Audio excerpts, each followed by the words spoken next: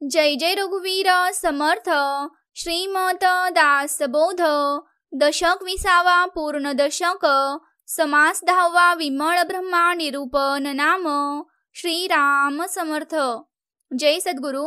या समासामध्ये समर्थ म्हणतात, धरू जाता धरिता नये, टाकू जाता टाकीता नये, जेते तेते आहेच आहे परब्रह्म ते। जय सद्गुरु। समर्थ म्हणतात, परब्रह्माला धरायला जावे तर त्याला धरता सुद्धा येत नाही, आणि त्याला टाकावं म्हणलं तर त्याला टाकून देता सुद्धा येत नाही। जेते तेते तो परब्रह्म आहेच आहे। जडी स्थळी काष्टी पाशाणी तो परब्रह्म हा पुरून उरलेला आहे।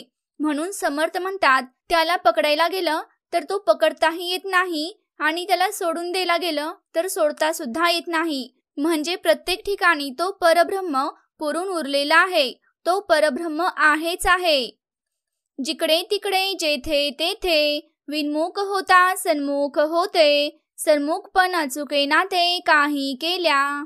समर्थ म्हणतात, जिकडे तिकडे जेथे तेथे आपण कुठेही गेलो तरी आपण त्याच्या विन्मुख होऊ शकतच नाही।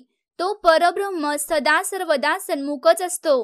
काहीही उपाय केले तरी त्याचे सन्मुखपण हे चुकवता येतच नाही। बैसले माणूस उठून गेले, तेथे आकाशाची राहिले, आकाश चहूनकडे पाहिले तरी सन्मुखची आहे। समर्थ म्हणतात, एखादा बसलेला माणूस उठून गेला तरी तेथील आकाश तेथे जसेच्या तसेच असते। आकाशाला कुठूनही पाहिले तर ते आकाश चहूकडून आपल्याला सन्मुखच दिसत असते। जिकडे तिकडे प्राणी पळून जाते, तिकडे आकाशाची भोवते, बळे आकाशा बाहेर कैसे जावे। समर्थ म्हणतात, जिकडे तिकडे प्राणी पळून जातो तिकडे तिकडे त्याच्या सरोभोवताली सर्वत्र आकाशच असते, तर आपल्याला म्हणजे सर्व प्राण्यांना त्या आकाशाच्या बाहेर कधी जाता येणार नाही। जिकडे तिकडे प्राणी पाहे, तिकडे ते सन्मुखची आहे, समस्तांचे मस्तकी राहे, माध्यानी मार्तंड जैसा। समर्थ म्हणतात, प्राणी जिकडे जिकडे पाहतो तेथे तेथे त्याला आकाशच पाहायला भेटते। त्या प्राण्याच्या समोर आकाश हे सन्मुखच उभं असतं। जसा मध्याकाळी सूर्य सर्वांना त्याच्या मस्तकावर दिसतो, म्हणजेच जेव्हा दुपार होते तेव्हा प्रत्येकाला सूर्य आपल्या डोक्यावर दिसतो, तसेच प्राणी कुठेही गेला तरीही आकाश त्या प्राण्यांना त्यांच्या समोरच असलेले दिसते। परी तो आहे एक देसी, दृष्टांत न घडे वस्तूसी, काही एक चमत्कारासी देऊनी पाहिले। समर्थ म्हणतात, पण तो सूर्य मर्यादित आहे, त्या सूर्याचा दृष्टांत परब्रह्म वस्तूला देता येत नाही, पण थोडीशी कल्पना यावी म्हणून हा चमत्कार सांगितला आहे। एकच सूर्य एकाच वेळी कोट्यावधी लोकांना आपल्या माथ्यावर दिसतो, हा एक चमत्कारच आहे। पण परब्रह्म वस्तू ही एकदेशीय नसून तो परब्रह्म हा सर्वव्यापक आहे। नाना तीर्थे नाना देसी, कष्टत जावे पाहाव्यासी, तैसे न लगे परब्रह्मासी बैसले ठाई। समर्थ म्हणतात, नाना तीर्थ पाहण्यासाठी वेगवेगळ्या देशांमध्ये कष्ट सोसत ते पाहण्यासाठी आपल्याला जावं लागतं, पण परब्रह्माला पाहण्यासाठी असे कष्ट करावे लागत नाही, कारण बसल्या ठिकाणीच त्या परब्रह्माची प्राप्ती आपल्याला होते। तो परब्रह्म आपल्या अंतरी आहे। त्या परब्रह्माची आपण जिथं बसून उपासना केली, त्याची भक्ती केली, त्याच ठिकाणी आपल्याला त्या परब्रह्माची प्राप्ती होते। पण जर आपल्याला तीर्थ वगैरे पाहायचं असेल तर ते तीर्थ पाहण्यासाठी आपल्याला त्याच ठिकाणी जावावं लागतं। मग त्या ठिकाणी जाण्यासाठी आपल्या देहाला कष्ट पडतात। म्हणून समर्थांनी म्हणले आहे, कष्ट जावे पाहाव्यासी, तैसे न लगे परब्रह्मासी बैसले ठाई। आपण जर शुद्ध मनाने त्या परब्रह्माला आवडले, त्या परब्रह्माला हाक मारली, तर बसल्या ठिकाणीच तो परब्रह्म धावत आपल्यासाठी येऊन आपल्या कार्याला तत्परतेने उभा राहतो। प्राणी बैसोनीच राहता, आत्वा बहुत पळून जाता, परब्रह्म ते तत्वता समागमे। समर्थ म्हणतात, प्राणी एका ठिकाणी बसून राहिला किंवा तो प्राणी खूप दूरवर पळून गेला तरी सुद्धा परब्रह्म तत्वता त्याच्या सोबतच असते। पक्षी अंतराळी गेला, भोवते आकाशाची तयाला, तैसे ब्रह्मा प्राणी याला व्यापून आहे. समर्थ म्हणतात, पक्षी आकाशामध्ये कितीही उंच गेला तरी त्याला सभोवती हे आकाशच दिसते. तसे सर्व प्राणीमात्रांना ब्रह्मा सर्व बाजूने व्यापून आहे असे दिसून येते. परब्रह्म पोकळ घनदाट, ब्रह्म सेवटाचा सेवट, ज्यासी त्यासी ब्रह्मानीट सर्व काळ. समर्थ म्हणतात, परब्रह्म पोकळही आहे आणि तो परब्रह्म घनदाट सुद्धा आहे. सर्व शेवटांचा शेवट हा ब्रह्मातच होतो. ज्याला त्याला प्रत्येकाला सर्व काळ ब्रह्मच प्राप्त आहे. दृश्यासभा हे अंतरी, ब्रह्मा दाटले ब्रह्मांडोदरी, आरे त्या विमळाची सरी कोणास द्यावी. समर्थ म्हणतात, दृश्यांच्या सभायांतरी आणि ब्रह्मांडाच्या उदरात म्हणजेच ब्रह्मांडाच्या आतमध्ये सर्वत्र ब्रह्मा हा ओतप्रोत घनदाट भरलेला आहे. म्हणून समर्थ म्हणतात, आरे त्या विमळ ब्रह्माला कुणाची उपमा द्यावी, त्याची बरोबरी कुणाशी करावी. वैकुंठ कैलास स्वर्ग लोकी, इंद्रलोकी 14 लोकी, पन्नगाधिक पाताळ लोकी तेथेंची आहे. समर्थ म्हणतात, वैकुंठ, कैलास, स्वर्गलोक, इंद्रलोक, 14 भुवने, नागाधिकांच्या पाताळ लोकी या सर्वत्र ठिकाणी तो परब्रह्म आहेच आहे. काशीपासून रामेश्वर, आवघे दाटले अपार, परता परता पारावार त्यास नाही. समर्थ म्हणतात, काशीपासून ते रामेश्वर पर्यंत सर्वत्र अपार परब्रह्मा हा ओतप्रोत कोंदाटलेला आहे. जी पलीकडची अंतिम सीमा मानावी तिच्याही पलीकडे तो परब्रह्म आहे. परब्रह्म ते एकले, एकदांची सकळांसी व्यापिले, सकळांस स्पर्शोन राहिले सकळांठाई. समर्थ म्हणतात, परब्रह्म एकला एक असून त्याने एकदा सर्वांना व्यापला आहे.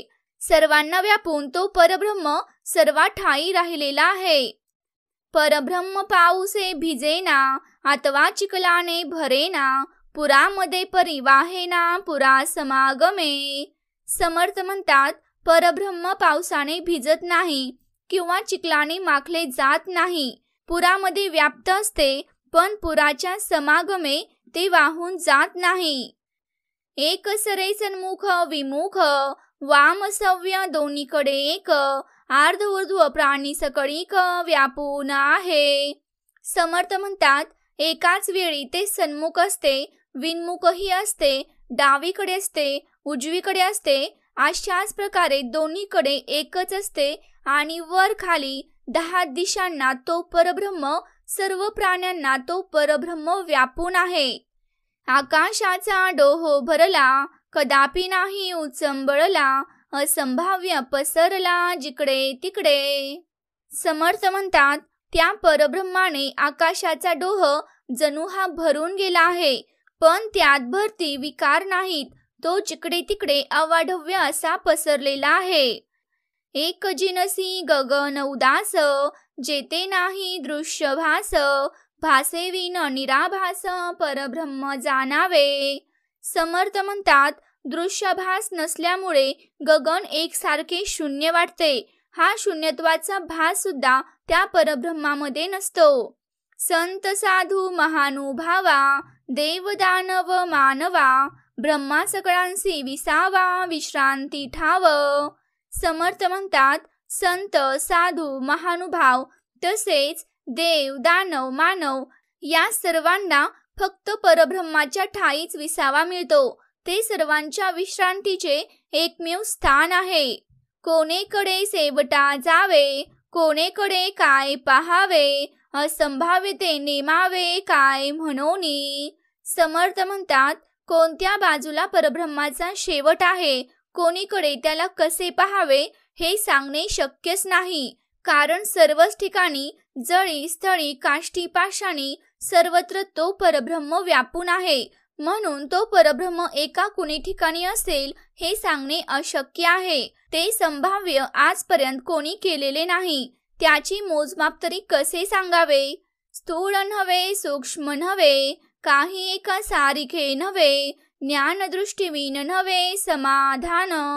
समर्थ म्हणतात, ते परब्रह्म स्थूल नाही, सूक्ष्म सुद्धा नाही. ते दुसऱ्या कशासारखेही नाही. पण त्या परब्रह्माला जर जाणून घ्यायचं असेल तर ज्ञानदृष्टीची आवश्यकता आहे आणि ज्ञानदृष्टीने त्याचा साक्षात अनुभव आल्याशिवाय कोणालाही समाधान लाभत नाही. ज्याला समाधान लाभले त्याला त्या परब्रह्माची प्राप्ती झाली असे समजावे. पिंड ब्रह्मांड निरास मग ते ब्रह्मा निराभास येथून तेथवरी अवकाश भकास स्वरूप. समर्थ म्हणतात, सर्व प्रकृतीचा निराश केल्यावरच मग निराभास परब्रह्म स्वरूपाशी तादान्मय होऊ शकते. मात्र त्याला वेगळेपणाने पाहायला गेले तर सर्वत्र उदासपणे आकाशच दिसेल. ब्रह्मा व्यापक हे तो खरे, दृश्य आहे तो हे उत्तरे, व्यापे विन कोण्या प्रकारे व्यापक म्हणावे. समर्थ म्हणतात, ब्रह्मा व्यापक आहे हे तर खरेच आहे, पण जो वरदृश्य द्वैत आहे तोवरच हे असे म्हणता येते. त्याच्याशी ऐक्य पावल्यावर व्याप्य व्यापक असा भेदच कुठे राहत नाही आणि त्या ठिकाणी एकले एक तो परब्रह्मा उरते. तर तो परब्रह्म कुणाला व्यापून असणार? ब्रह्मासी शब्दची लागेना, कल्पना कल्पू शकेना, कल्पनेतीत निरंजना विवेके ओळखावे. समर्थ म्हणतात, शब्द ब्रह्मापर्यंत पोहोचू शकत नाही. कल्पनेने त्या परब्रह्माला त्याची कल्पिताही करता येत नाही. त्या कल्पनेच्या अतीत असलेल्या निरंजनाला आपल्या विवेकानेच ओळखावे लागते. शुद्ध सार श्रवण, शुद्ध प्रत्ययाचे मनन, विज्ञानी पावता उन्मन सहजची होते. समर्थ म्हणतात, शुद्ध साराचे श्रवण, शुद्ध प्रत्ययाचे मनन केल्यामुळे म्हणजेच सारासार विवेकाने सार निवडून त्या परब्रह्माचे निरंतर मनन केले की मन सहजच उन्मन होते आणि विज्ञान स्वरूप झाले की सहजच आपल्या मनाचा स्वरूपात लय होतो. झाले साधनाचे फळ, संसार झाला सफळ, निर्गुण ब्रह्माते निश्चळ अंतरी बिंबले. समर्थ म्हणतात, या साधनाचे फळ आता प्राप्त झाले आहे. या अभ्यासाने संसार सफल झाला असून निर्गुण निश्चल परब्रह्म आपल्या अंतरी बिंबला आहे. हिसेब झाला मायेचा, झाला निवाडा तत्वांचा, साध्य होता साधनाचा ठाव नाही. समर्थ म्हणतात, त्या मायेचा हिशोब आता चुकता झाला आहे. तत्वांचा निवाडा झाला असून साध्य जे ब्रह्मा साक्षात्काराला आहे तो झाल्यावर साधनाचा ठाव उरलाच नाही. स्वप्नी जे जे देखिले ते ते जागृती सौडाले, सहजची अनुर्वाच्य झाले बोलता नये. समर्थ म्हणतात, स्वप्नात जे जे दृश्य पाहत होतो ते जागृती येताच नाहीसे झाले आणि अज्ञानामुळे जी दृश्य सृष्टी सत्य वाटत होती ती आत्मानुभवामुळे मिथ्या आहे हे प्रत्येकाला कळून आले. त्यामुळे ज्याचे शब्दात वर्णन करता येत नाही असे अनिर्वाच्य समाधान सहजच प्राप्त झाले. ऐसे हे विवेके जाणावे, प्रत्येक हुनेसी बाणावे, जन्म मृत्याच्या नावे शून्याकार. समर्थ म्हणतात, असे हे सर्व विवेकाने जाणून घ्यावे आणि त्याचा साक्षात अनुभव घेऊन खून अंतरी बाणावी. म्हणजेच अनुभव घेणारा हा जन्ममृत्याच्या वेळी शून्यकार होतो. भक्तांचेनी साभिमाने कृपा केली दाशरथीने, समर्थ कृपेची वचने तो हा दास बोध. समर्थ म्हणतात, भक्तांच्या अभिमानाने दाशरथी रामांनी कृपा केली आहे आणि त्या समर्थांच्या कृपेची वचने म्हणजेच हा श्रीमद दासबोध आहे. 20 दशक दासबोध, श्रवणद्वारे घेता शोध, मनन करत्यास विशद परमार्थ होतो. समर्थ म्हणतात, हा दासबोध ग्रंथ 20 दशकांचा असून श्रवणाच्या द्वारे त्याचा शोध घेतल्यानंतर मननकर्त्याला स्पष्टपणे परमार्थाचे सत्य ज्ञान होते. 20 दशक 200 समास, साधके पहावे सावकाश, विव्रत विशेषा विशेष कळो लागे. समर्थ म्हणतात, या ग्रंथामध्ये 20 दशक असून त्या 20 दशकामध्ये 200 समास आहेत. साधकांनी ते सावकाश वाचावेत आणि त्याचे वारंवार विशेष विवरण करावे, म्हणजे यातील मर्म काय आहे ते साधकाला कळून येईल.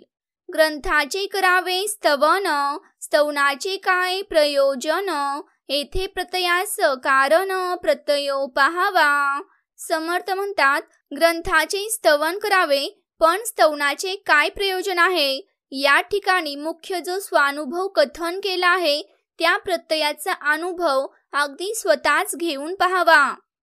देहे तव पांचा भूतांचा, करता आत्मा तेथींचा, आणि कवित्व प्रकार मनुष्याचा आकाशावरुनी. समर्थ म्हणतात, हा देह तर पंचभौतिक आहे, येथील करता आहे तो अंतरात्मा, मग कवित्व प्रकार मात्र मनुष्याचा आहे असे कशावरून? सकळ करणे जगदीशाचे, आणि कवित्वची काय मानुषाचे, ऐसा प्रमाण बोलण्याचे काय घ्यावे. समर्थ म्हणतात, सर्व कर्तृत्व तर त्या जगदीश्वराचे आहे, तर मग कवित्व तेवढे मनुष्याचे कसे असेल? अशा अप्रमाण बोलण्याचे काय प्रयोजन आहे?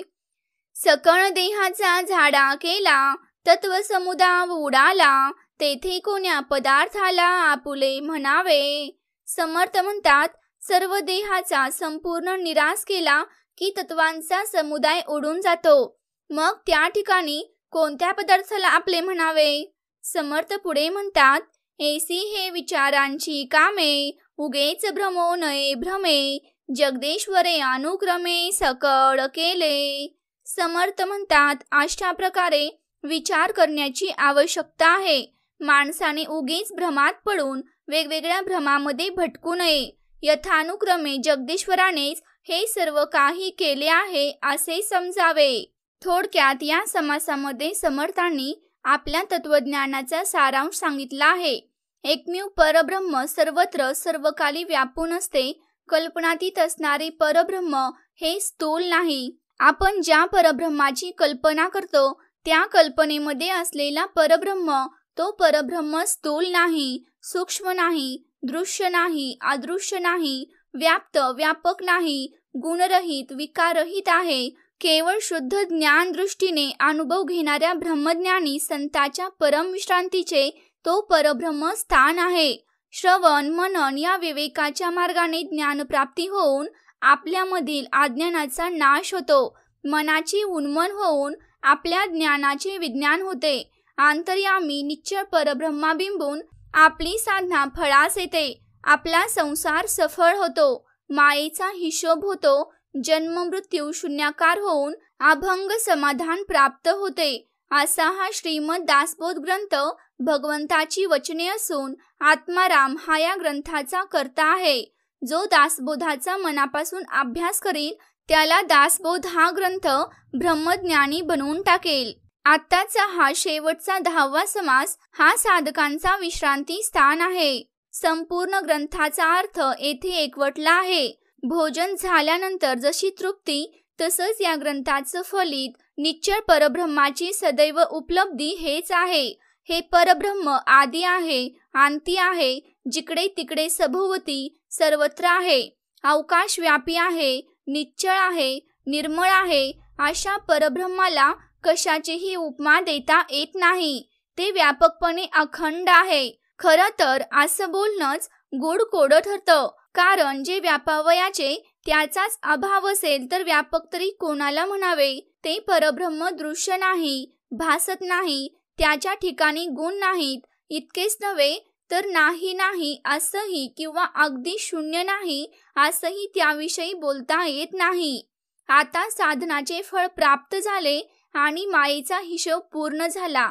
निर्गुण निश्चळ परब्रह्माचं ज्ञान आपल्या अंतकरणात पूर्ण ठसलं आहे. भक्ताभिमानी श्रीरामरायांनी कृपा केली असून त्या कृपेचं फळ म्हणून ही समर्थ कृपेची वचने असलेला हा श्रीमद दासबोध ग्रंथ तयार झाला आहे. चंचल सागर पार करण्यासाठी दासबोध हे एक मोठे जहाज असून साधक त्याच्या सहाय्याने भवसागर पार करून ऐल तीरावरून पैल तीरावर जातील. त्या जहाजापर्यंत जाण्यासाठी लागणारे होडगे म्हणजे ही कुबडी आहे. समर्थ म्हणतात, त्या परब्रह्माला धरायला जावे तर त्या परब्रह्माला धरता येत नाही. उचलून टाकायला जावे तर त्या परब्रह्माला टाकून सुद्धा देता येत नाही. हे परब्रह्म जेथे तेथे आपले आहेच आहे.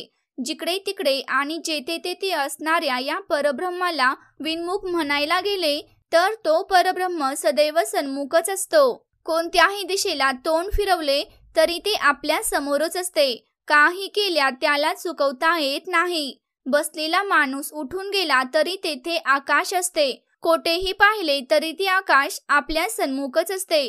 जिकडे तिकडे प्राणी पळून जाईल तिकडे त्याच्या भोवती आकाश असते. खूप प्रयत्न करून सुद्धा कोणालाही आकाशाच्या बाहेर जाता येत नाही. प्राणी जिकडे पाहतो तिकडे ते त्याच्या समोर आहे.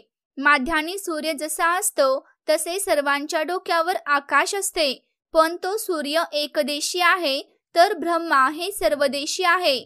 त्याचा दृष्टांत सद्वस्तूला लागू पडत नाही. त्या परब्रह्माची थोडीफार कल्पना यावी म्हणून हा एक चमत्कार समर्थांनी सांगितला आहे. अनेक देशात अनेक तीर्थ आहेत. ती पाहायची असतील तर कष्ट सोसून आपल्याला त्या तीर्थापर्यंत जावावं लागतं. परब्रह्माच्या दर्शनासाठी असे कष्ट घ्यावे लागत नाहीत.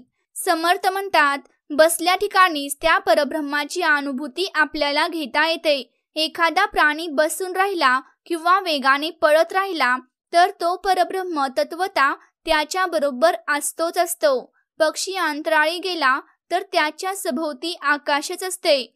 तसेच परब्रह्म प्राण्यांना सर्व बाजूंनी आत बाहेर तो परब्रह्म व्यापून असतो. परब्रह्म पोकळ आणि घनदाट आहे. पोकळ म्हणजे त्या परब्रह्माच्या ठिकाणी त्याच्याशिवाय अन्य काहीच नाही म्हणून ते भरलेले आहे. आणि अगदी सर्वांचा शेवट ब्रह्मामध्येच होतो. ज्याला त्याला सर्व काळ ब्रह्मा नीट सरळ असतो. समर्थ म्हणतात, दृश्य सृष्टीच्या आत आणि बाहेर ते ब्रह्मा आलिप्तपणाने ब्रह्मांडाबाहेर भरलेले आहे. त्या अत्यंत शुद्ध विमळ ब्रह्माची तुलना कोणाबरोबर कशी होऊ शकेल? वैकुंठ, कैलास, स्वर्गलोक, इंद्रलोक, तल, अतलादी 14 लोक, पन्नगादिक पाताळ लोक या ठिकाणी सर्वत्र तो परब्रह्म भरून आहे. काशीपासून रामेश्वर पर्यंत ते अवघे अपार दाटले असून त्या परब्रह्माला पारावार नाही. ते अनंत असेच आहे. परब्रह्म एकमेव आहे. त्याने सर्वांना कायमचे व्यापलेले आहे. सकळा सर्व ठिकाणी स्पर्शून राहिले आहे. पावसाने परब्रह्म भिजत नाही अथवा चिखलाने माखत नाही. पुरामध्ये तो परब्रह्म असून तो परब्रह्म पुराबरोबर कधीच वाहून जात नाही. एकाच वेळी ते पुढे मागे डावीकडे उजवीकडे वर खाली सर्व ठिकाणी तो परब्रह्म सकळ प्राणीमात्रांना व्यापून आहे. आकाशाचा जणू डोह भरलेला दिसला तरी कदापिही उचंबळत नाही. अथांगपणे जिकडे तिकडे तो पसरलाच आहे. आकाश एकसारखे आणि मोकळे शून्यवत दिसते. त्याच्या ठिकाणी किंचित सुद्धा दृश्याचा भास होत नाही. अशा प्रकारचे भासाशिवाय असे निराभास आकाश तसेच परब्रह्म जाणावे. संत, साधू, महानुभाव, देव, दानव, मानव या सर्वांना खरी विश्रांती ही ब्रह्मस्वरूपातच मिळते. परब्रह्म स्वरूप हे सगळ्यांचे विसाव्याचे ठिकाण आहे. कोणत्या बाजूने शेवटाला जावे, कोणीकडून ते काय आणि कसे पाहावे हे सांगणे अशक्य आहे. परब्रह्म हे मुळातच असंभाव्य असे आहे. अनंत आहे, अमर्याद आहे. त्या परब्रह्माला कोणतीही मर्यादा काय आणि कोणी घालावी? खरं तर परब्रह्माविषयी असं काही करता येणं हे शक्यच नसतं. मग असा विचार तर काय म्हणून करावा? समर्थ म्हणतात, तो परब्रह्म स्थूल सूक्ष्म असं काहीही नाही. ज्ञान दृष्टीशिवाय आपल्या मनाचे समाधान होत नसते. पिंड ब्रह्मांड निरास होऊन ते ब्रह्मांड निराभास आणि भासरहित होते. सर्वत्र भकास अवकाश अनुभवायला येतो. ब्रह्मव्यापक हे खरे, पण दृश्य आहे तोपर्यंत हे खरे असते. व्यापण्यासाठी दृश्यच नसेल तर त्याला व्यापक कसे म्हणावे? ब्रह्मापर्यंत शब्द पोचत नाही, कल्पना कल्पू शकत नाही. कल्पनातीत निरंजनास विवेकाने ओळखावे. शास्त्र शुद्ध सारासार श्रवण करावे. शुद्ध प्रत्ययाचे मनन करावे. स्वानुभव प्राप्त होताच ज्ञानाचे विज्ञान होऊन मग आपोआप सहज उन्मनी अवस्था प्राप्त होते. समर्थ म्हणतात, ज्याला उन्मनी अवस्था साधते त्याला त्याच्या साधनेचे फळ मिळाले असे समजता येते. मग त्याचा संसार हा सफल झाला असे म्हणता येते. आता निश्चळ आणि निर्गुण ब्रह्मा त्या साधकाच्या अंतरी बिंबलेले असते, त्याच्या अंतर्यामी ते परब्रह्म स्थिर झालेले असते. आता मायेचा हिशोब पूर्ण झाला. मायेचे देणे घेणे संपले. मूळ मायेपासून चत्वारखानीपर्यंतची सर्व 82 तत्वांचा निवाडा होऊन त्या मूळ मायेपासून चत्वारखानीपर्यंतच्या सर्व 82 तत्वांचा निवाडा होऊन ती अशाश्वत आहे हे निश्चित झाले आणि त्यांचा निराश झाला. ब्रह्मस्वरूप साध्य होताच साधनांचा ठाव ठिकाणा उरला नाही. साधना आपोआप विराम पावली. साधक, साधन, साध्य ह्या त्रिपुटीचा लय झाला. स्वप्नात जे जे पाहिलेले असते ते सगळे जागेपणी नाहीसे होत असते. अशा पद्धतीने सहजच त्या अनिर्वाच्य स्वरूपाविषयी काहीच बोलता येत नसते. थोडक्यात या दृश्य विश्वाचे हे स्वप्न तो अज्ञानी जीव स्वप्नामध्ये पाहत असतो. त्या अज्ञानी जीवाला आत्मज्ञान होऊन जागेपण येते. मग हे जागेपण येताच हा सगळा दृश्यभास नाहीसा होतो आणि तो जीवात्मा अनिर्वाच्य परब्रह्माच्या ठिकाणी स्थिर होतो. असे हे सगळे सारासार नित्यानित्याचे वेदांतशास्त्र विवेकाने अनुभवपूर्वक जाणून घ्यावे. त्या प्रत्ययाच्या म्हणजेच आत्मानुभवाच्या खुणा पुरेपूर अंगी बाणाव्यात. म्हणजे मग आपल्याला जन्म आणि मृत्यू हे आपले शून्याकार होऊन जातात. मग त्या आत्म्याला जन्मही राहत नाही आणि मृत्यूही राहत नाही. आपण अमृत पदाला पोचतो. आता दाशरथी श्रीरामाने भक्तांचा अभिमान धरून त्यांच्यावर कृपेचा वर्षाव केला. त्या श्री समर्थांच्या कृपेने ही वचने स्फुरली आहेत. त्या वचनांचा संग्रह म्हणजेच हा श्रीमद दासबोध ग्रंथ आहे. या दासबोधाचे 20 दशक आहेत. तो श्रवण करून त्याद्वारे शोध घेतला असता आणि त्यावर मनन केले तर त्या मननकर्त्याला परमार्थ सुस्पष्ट कळून येतो. समर्थ म्हणतात, दासबोधाचे हे 20 दशक आणि त्या 20 दशकातील 200 समास साधकाने अत्यंत सावकाश आणि स्वस्तपणाने अभ्यासावेत. त्या प्रत्येक समासावर सखोल विचार केल्यास अधिकाधिक अर्थ कळू लागतो. जितके जास्त विवरण करावे तितके ते विशेषाविशेष कळू लागते. या ग्रंथाची स्तुती करण्याची एक पद्धत आहे. पण अशी स्तुती करण्याचे काय प्रयोजन? खरं तर असे स्तवन करण्याचे कारणच नाही. तर या ठिकाणी साधकाला प्रत्यय येणे, अनुभव येणे ही बाब प्रधान आहे. ग्रंथामध्ये नमूद केलेल्या किंवा उपदेश केलेल्या गोष्टींचा प्रत्यक्ष अनुभव घेऊनच पाहावा. आपला हा देह पांचाभूतांचा बनलेला आहे. अंतरात्मा हा खरा तेथील कर्ता आहे. हे जर खरे आहे तर या कवित्वाने कर्तेपण त्या अंतरात्म्याकडेच आहे. माणसाकडे त्या कवित्वाचे कर्तेपण येत नाही, हेच खरे आहे. मग माणसाने कवित्व केले हे कशावरून म्हणावे? या जगामध्ये सगळे कर्तेपण हे त्या जगदीश्वराचे असते. अर्थात कवित्वाचे कर्तेपण माणसाकडे असू शकतच नाही हे उघड आहे. खरं तर माणसाने त्याचे कर्तेपण स्वतःकडे घेणे हेच अगदी अप्रमाण बोलणे आहे. आता तो असे अप्रमाण बोलत असेल तर काय करावे? आपल्या सकळ देहतत्वांचा झाडा केला म्हणजे हा सारा तत्व समुदाय उडून जातो. मग कोणत्याही वस्तूला, कोणत्याही पदार्थाला आपले म्हणता येत नाही. अशी ही अत्यंत विचाराची कामे आहेत. म्हणून माणसाने कधीच भ्रमात पडून उगीचच भटकू नये. त्या जगदीश्वराचे व्यवस्थितपणे हे सारे जग क्रमाक्रमाने रचले आहे हे आपण जाणून घेऊन स्वानंद साम्राज्यामध्ये लीन होऊन समाधान पावावे. इति श्री दासबोधे गुरु शिष्य संवादे विमळ ब्रह्मा निरूपण नाम समास 10वा.